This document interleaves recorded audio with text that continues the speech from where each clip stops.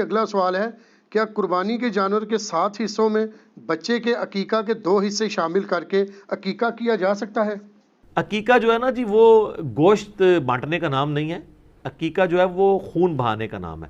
صحیح بخاری میں حدیث ہے کہ بچہ جب پیدا ہونا تو اس کی طرف سے خون بہاؤ، یعنی اس کی طرف سے تم نے ایک جان دینی ہے. جامع ترمذی میں حدیث ہے، بخاری میں بھی الفاظ ہیں کہ بچے کی جان گروی ہوتی ہے، اور ترمذی میں الفاظ ہیں ابو داؤد میں کہ بچے کی جان گروی ہوتی ہے عقیقے کے عوض.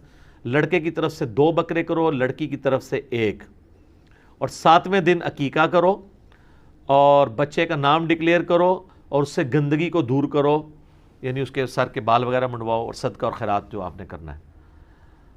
اور اس کے بعد اگر کوئی عقیقہ کرے گا تو عام صدقہ شمار ہوگا.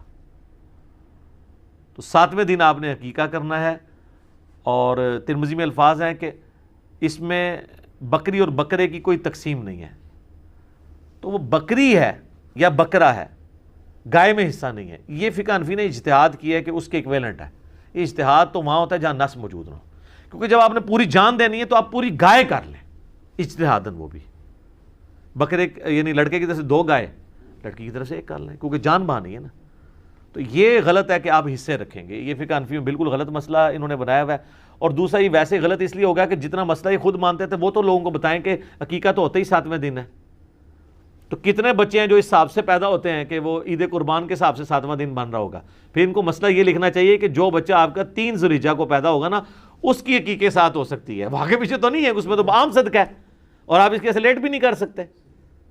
وہ تو مجبوراً ہے. وہ ٹھیک ہے، سنن کبریٰ البئی حکیم ہے، نبی الاسلام نے اپنا عقیقہ اعلان نبوت کے بعد کیا تھا، لیکن وہ تو جواز کی حد تک ہے. جب کسی کا رہ گیا ہو جان بوجھ کے کوئی، یعنی کہ جی منڈے دی پھوپھی آ رہی ہے تو منڈے دے چاچے نے اگلے مہینے آنا ہے، اس کے بنیاد پہ لیٹ نہیں کر سکتے. 7ویں دن کرنا ہے. اور دن کے اعتبار سے بھی یاد رکھنا ہے، اگر جمعرات کو پیدا ہوا ہے نا بچہ تو عقیقہ بدھ کو بنے گا. بدھ کو پیدا ہوا ہے تو اگلی منگل کو بنے گا.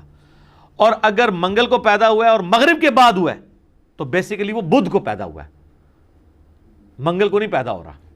ہاں، تو اس اعتبار سے پھر دیکھنا ہے آپ نے 7ویں دن کرنا ہے. اس پہ میرے علیحدہ سے بھی کلپ ریکارڈڈ ہے عقیقے اور پوری ڈیٹیل کے ساتھ.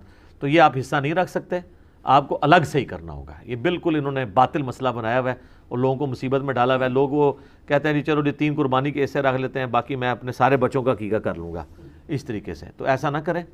بل ایک آسانی ہے کہ جس طرح مسنہ یعنی دوندہ ہونا قربانی کی شرط ہے، عقیقے کے جانور کے لیے مسنہ ہونا کوئی شرط نہیں ہے.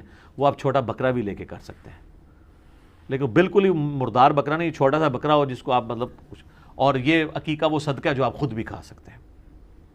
ویسے تو عام صدقہ آپ خود نہیں کھا سکتے نا، عقیقہ وہ صدقہ ہے جو آپ خود کھا سکتے ہیں. اور یہ بھی اس کے جو بندہ استطاعت رکھتا ہے، جو غریب آدمی ہے وہ عام صدقہ کرتے ہیں عقیقے کی جگہ.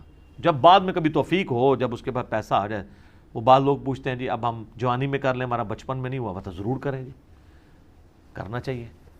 ٹھیک ہو گیا، جزاکم اللہ خیر. علی بھائی اگلا سوال ہے، قربانی کے گوشت کے 3 حصے کرنا کیا سنت مبارکہ ہے؟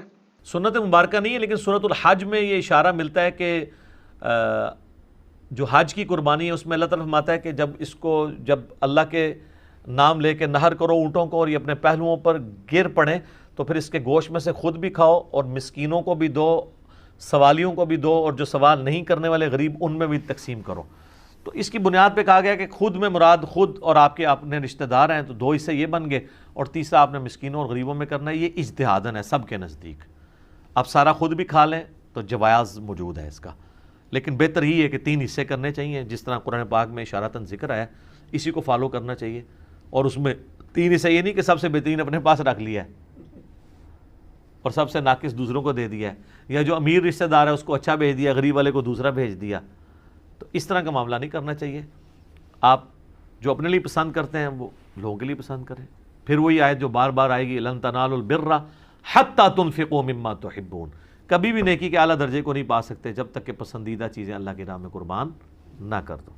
ٹھیک ہو گیا؟ جزاکم اللہ.